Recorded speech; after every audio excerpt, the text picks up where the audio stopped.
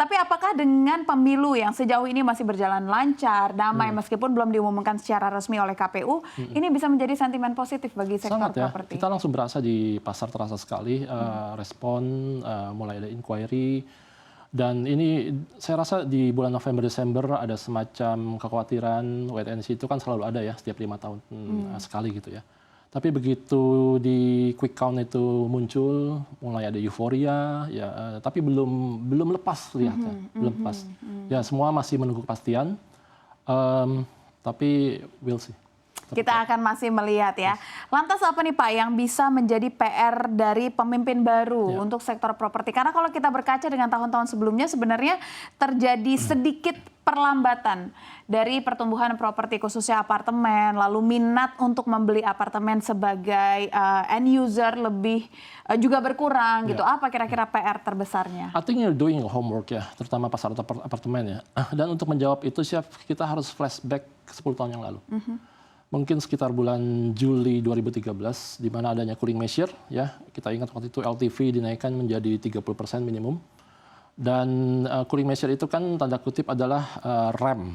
Dan kalau boleh saya katakan remnya ini agak terlalu pakem gitu ya. Sampai dengan sekarang 10 tahun ini. Yang kita belum lihat sekarang adalah pemulihan demand sebelum terjadinya cooling measure tersebut. Ya, betul ada euforia 2014 pemimpin baru Jokowi saat itu. Terus 2019 euforia, saya ingat banget betapa pasar sangat mengharapkan 2020 itu sangat akan baik gitu pasarnya. Tapi kita tahu ada COVID-19 pandemik dan itu menyetop semuanya itu. Oke, itu menyetop semuanya ya. Dan tadi kami juga sempat menginformasikan Pak bahwa Bank Indonesia menyebutkan harga properti khususnya residensial ini sepanjang 2023 tercatat mengalami kenaikan. Apakah sebenarnya pasar properti ini masih cukup menjanjikan sebenarnya? Ya, tentunya properti di Indonesia satu end user sudah pasti, dan yang kedua adalah menjadi instrumen investasi, Chef. Gitu ya. Yang sekarang kelihatannya wait and see itu adalah investor, orang pembelian untuk investasi. Tapi kalau dari sisi pembelian end user itu terus berjalan. Terbukti dari beberapa launching developer besar itu diserap dengan sangat baik di pasar. Tapi tentunya ini kita bicara landed house ya, bukan bicara high rise apartment dan sebagainya. Yang apartemen ini memang sebuah pasar yang sangat challenging. Katakanlah sebelum COVID pun sudah challenging. Terus kemudian setelah COVID ini makin ter-challenge lagi, belum kembali bahkan ya. Saya bisa bilang belum kembali, dan saya rasa butuh sekali effort dan campur tangan pemerintah dengan regulasi, dengan insentif dan sebagainya untuk memulihkan pasar ini. Yang penting sekali menurut saya. Oke, ini terjadi kondisi anomali Pak. Sebenarnya pertumbuhan ataupun permintaan atas KPR ini masih cukup tinggi, sampai dengan di atas 70%. Tetapi faktanya di lapangan banyak juga masyarakat yang kesulitan untuk bisa mendapatkan KPR. Nah, apa yang menjadi solusi dari penghubung ini Pak? Ya. Mungkin saya sedikit koreksi, 70% itu adalah cara bayar. Jadi pembelian properti dari zaman saya join properti 20 tahun yang lalu sampai dengan sekarang saya rasa sama ya. 70 sampai dengan 75% itu cara bayarnya adalah KPR. Sisanya adalah installment ataupun cash crush ya. Cash crush mungkin kecil sekali 5% ya, seperti itu. Nah, kalau ditanya apa yang bisa dilakukan pemerintah untuk meningkatkan demand di pasar, salah satunya adalah mungkin tenornya diperpanjang dong. Kenapa tenor ini betul ada beberapa bank sudah memberikan tenor 20 tahun, 25 tahun, tapi sepertinya ini kan masih belum all out seperti itu. Ini harus benar-benar regulasi di pemerintah, seperti contohnya negara maju semua kan tenornya rata-rata 30 tahun. Contoh misalnya Gen Z baru masuk di dunia kerja umur 25, 26 tahun, 27 tahun ya. Kalau dikasih jangka panjang 30 tahun, saya rasa semua bisa bayar. Dan setiap orang itu kan setiap tahunnya kan pasti mengalami peningkatan ya. Atau menginginkan peningkatan income terutama. Jadi saya rasa nggak ada kekhawatiran seharusnya di dalam tenor 30 tahun itu. Atau tenor yang panjang itu. Ya, itu kan perpanjangan tenor Pak. Tapi bagaimana agar masyarakat ini bisa tetap mudah mendapatkan KPR? Gitu. Itu yang menjadi concern kita. Apa kira-kira solusi terbaiknya?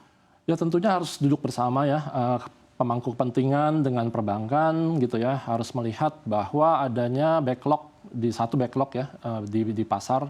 Backlog ini kemudian di sisi lain juga demand-nya itu kurang ya, karena itu tadi ya, cara bayarannya kurang menarik, atau bahkan lebih jauh lagi adalah daya beli. daya beli pasar. Saat ini yang Anda ketahui, backlog-nya kondisinya saat ini seperti apa? Ya, backlog masih sekitar belasan juta di Indonesia, dan backlog ini kebanyakan di sektor di kelas menengah ke bawah mungkin ya, bisa saya bilang seperti itu.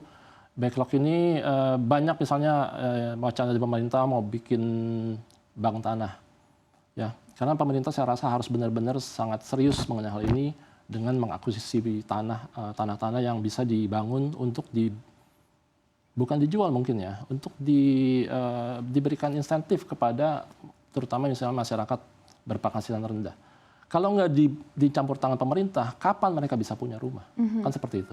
Bank tanah itu tadi boleh dielaborasi Pak, kita baru mendengarkan tentang bank tanah itu. Ada semacam wacana untuk pemerintah mengakuisisi lahan-lahan yang dimiliki, yang lahan-lahan yang bisa dikembangkan untuk menjadi perumahan gitu ya. Atau misalnya waktu itu ada wacana untuk bangun 1000 tower, ya. Jadi uang tanah untuk landed house, ya, tapi itu kan sangat mahal seperti itu dan tidak mudah sama sekali. Atau solusinya adalah membangun tower-tower yang lebih affordable, ya. Dan effort ini sepertinya kurang serius dilakukan pemerintah seperti itu. Nah, makanya backlog itu selalu terjadi. Ya. Dan sekarang solusinya bagi para developer yang ya sesuai data backlognya banyak. Apakah developer yang Anda ketahui menunda pembangunan atau memang masih aja terus melakukan ekspansi usahanya? Jadi developer dapat insentif kalau mereka misalnya, contoh mereka membangun satu tower komersial. Tapi mereka juga harus bangun tower yang istilahnya adalah rusunami, gitu ya. Nah, itu pernah terjadi. Tapi kemudian kontrolnya itu kurang ketat. Ujung-ujungnya yang beli tsunami ini siapa? Yang mampu juga, yang kelas atas ya. Belinya bukan satu ya, belinya bisa 5 ya. 5, 10 gitu ya. Kemudian disewakan lagi. Ya, jadi kurang tepat sasaran lah menurut saya.